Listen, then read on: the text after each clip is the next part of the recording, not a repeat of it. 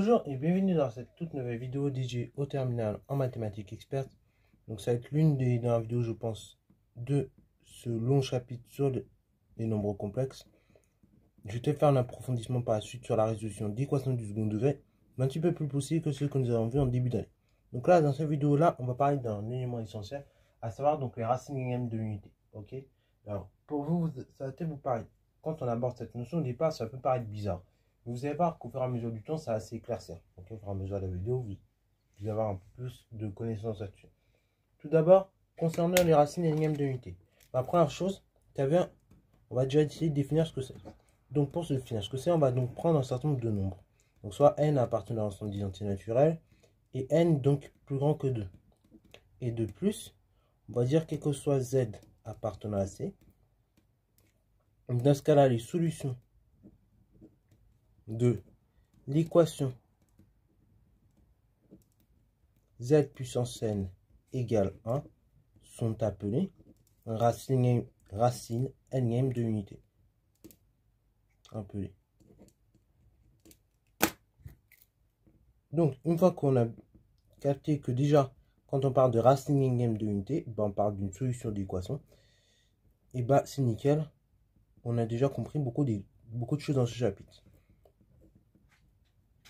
Donc voilà, racine linéaire de l'unité, c'est tout simplement une solution de cette équation, donc de la forme z puissance n égale 1. Ok. Alors dans les réels, cette équation elle se résout très simplement. Z puissance n égale 1, bon, vous dites automatiquement z égale 1 ou éventuellement moins 1 selon la parité de n. Ok. Par exemple, x puissance 6 égale 1, bon, vous dites x forcément est égal à 1. Ok.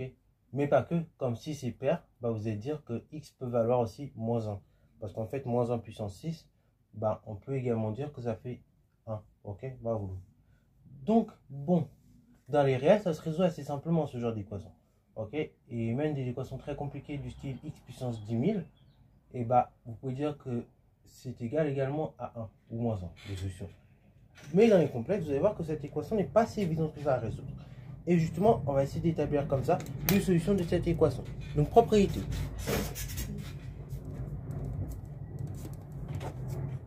Donc, l'équation z puissance n égale 1 a pour solution. Et donc, je vais donner l'ensemble de solutions dans quelques instants. Donc, du coup, je vais vous donner cet ensemble de solutions, mais pour cela, on va le chercher ensemble, en fait. Ok. Comme ça, vous allez voir aussi comment on retrouve cet ensemble de solutions. Donc, vous dites que z puissance n, donc quel que soit z appartenant à c, quel que soit n appartenant à l'ensemble des entités naturelles, et n supérieur à 2, z puissance n égale 1 équivaut à dire. Donc, z, c'est un complexe. Donc, qui dit que z est un complexe, qui dit que z, on peut écrire sous sa forme exponentielle. Et donc, c'est donc de cette égalité qu'on va partir. Z, je vais pouvoir l'écrire sous sa forme exponentielle. Ainsi, je vais avoir r et 8 θ qui est égal, enfin, de tout puissance n égale 1. Du coup, ça va être équivalent à dire la chose suivante. Donc, du coup, la puissance n va se distribuer sur le r et sur le e 8 θ. Donc, ça va me donner r puissance n fois exponentielle i n θ, de tout puissance n, qui est égal à une fois exponentielle 0. Ok. Exponentielle 0, ça fait 1. Et je multiplie par 1, vous allez comprendre tout de suite pourquoi. Comme ça, ça me permet de scinder les choses. Alors du coup, même, je vais dire c'est exponentielle i fois 0. J'ai un peu exagéré, mais vous avez compris, vous allez essayer de comprendre après par la suite pourquoi. Ok. Du coup, ça va me donner la chose suivante. Donc, si deux complexes sont égaux, ça veut dire les parties réelles et les parties imaginaires sont forcément égales. Donc là, je vais préciser une chose. Le passage de là à là est vrai. Et on va ici dire que R, c'est égal à module de Z, qui est égal et R à partir de l'ensemble des réels qui sont positifs strictement. Ok. Dans ce cas précis. Donc, en fait, un nombre complexe, on a toujours dit dans le chapitre sur les complexes, donc premier et deuxième chapitre, que deux nombres complexes sont égaux si seulement si parties réelles sont égales et parties imaginaires sont égales. Ce qui veut dire que R puissance n égale 1. Et tout ça, donc EI n θ de tout puissance n, enfin EI θ de tout puissance n égale EI 0.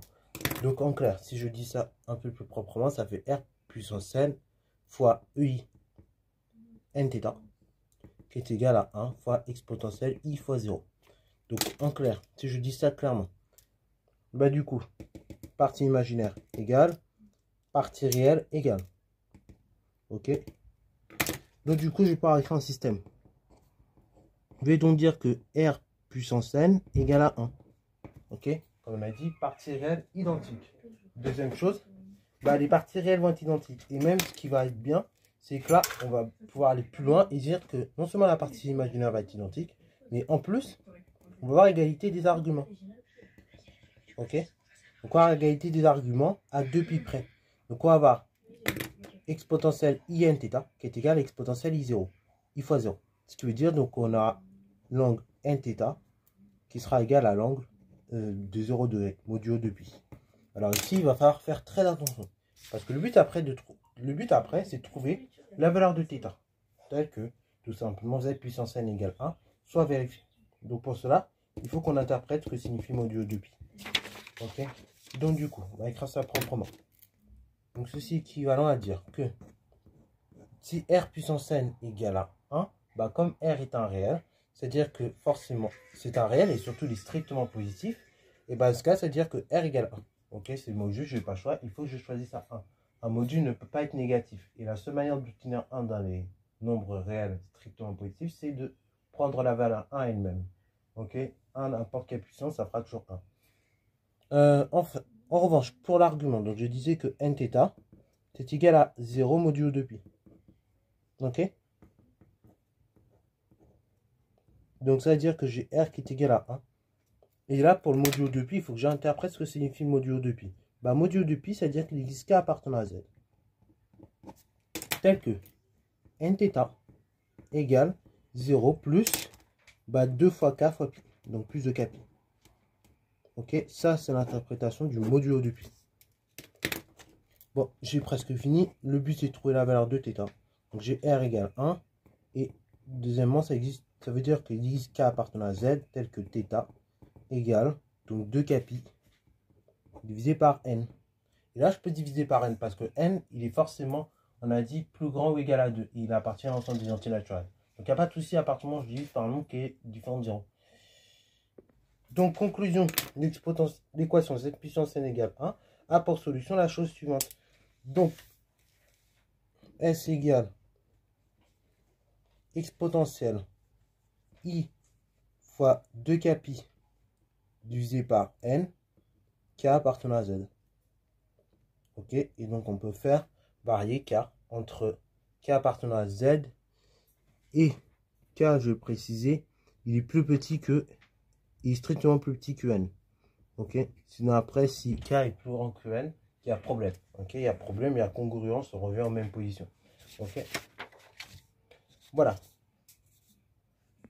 Bon, sur ces racines énièmes, deuxième chose également qu'il faut remarquer, bon ça je ne vais pas faire la démonstration, je pense que c'est assez trivial, peut-être vous avez bien visualisé, bah, comme le module est égal à 1 pour les complexes, pour ces complexes-là, qui sont solutions de l'équation z puissance n égale à 1, et bah, ces racines énièmes de l'unité, elles vont toutes appartenir au cercle trigonométrique. Okay.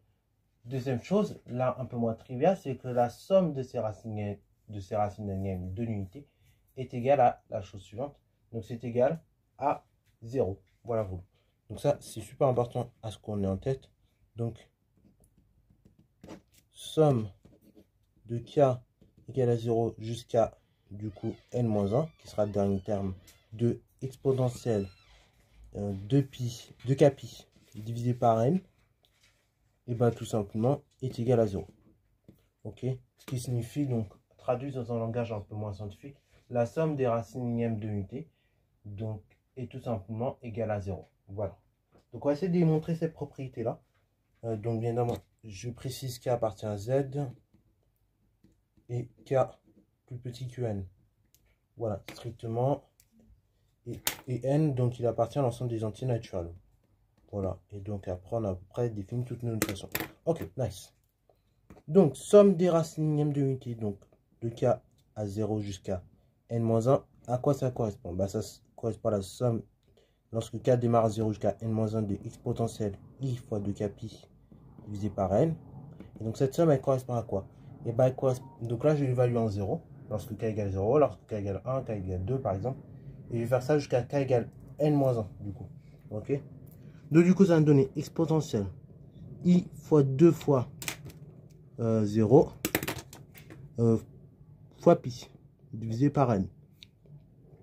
Plus exponentielle i fois 2 fois 1 fois pi divisé par n, etc. On va aller jusqu'au dernier terme directement, jusqu'à exponentielle i fois 2 multiplié par le dernier facteur n-1 fois pi,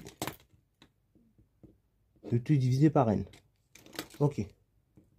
Alors là, bon, soit je fais la somme directement, donc soit je connais la formule de manière directe, je fais la somme, ou soit, bon, je n'ai pas d'idée de la formule, ou je vois pas directement je vois pas directement la chose. Et donc là, bah, je vais essayer de faire autrement, je vais essayer de bifurquer autrement.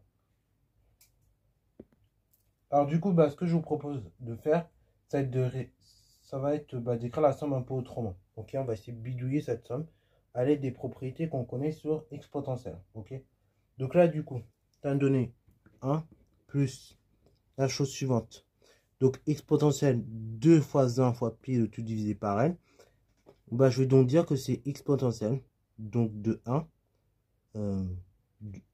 le tout puissance i fois 2 pi divisé par n.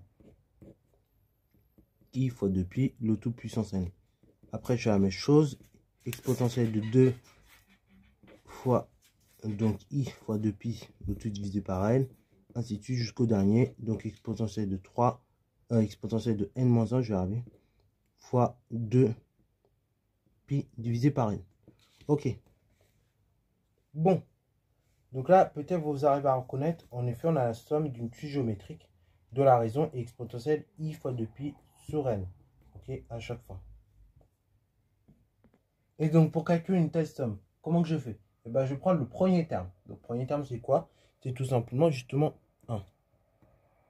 Multiplié par 1 moins la raison, donc à la puissance nombre de termes. Donc, fois EI. Voilà, donc il ne va même pas avoir de i. On va juste compter le nombre de termes. Donc là, on s'arrête à n-1.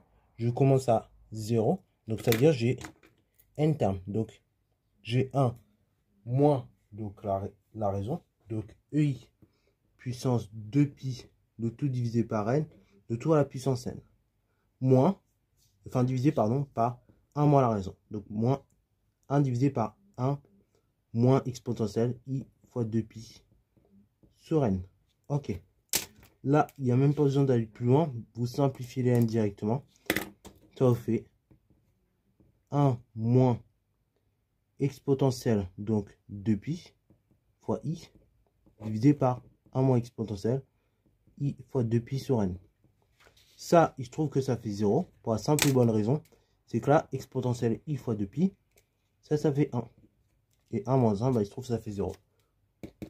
Voilà. Comme on démontre que la somme des racines linéaires de l'unité est nulle. Et donc après, bah, par la suite, ce qu'on peut faire, c'est aussi être amené à démontrer que cela forme un polygone régulier, dont à chaque fois la longueur entre les deux côtés est identique. Ok, voilà. Sinon, bah voilà, on a ces propriétés-là qui peuvent se démontrer, mais que l'on ne fera pas dans cette vidéo-là. Et bah, on a fait un petit tour sur les racines linéaires de l'unité. Donc après, bah, pour les retrouver, soit vous apprenez la formule, voilà, ou soit bah, faut savoir refaire la démonstration que j'en ai faite au sein de cette vidéo. Donc voilà, j'espère que cette vidéo t'a plu. Du coup, si c'est le cas, n'hésite pas à la liker, commenter et balancer toi en mathématiques et en sciences.